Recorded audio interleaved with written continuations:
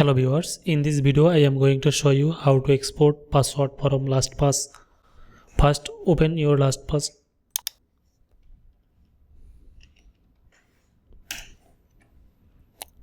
After that log in LastPass account.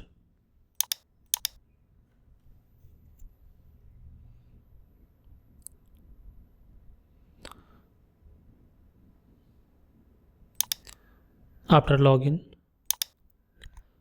go to advanced option, then click on export.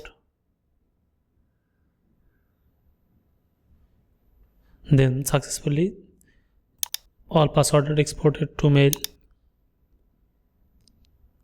Check email, then come again, and then click on export.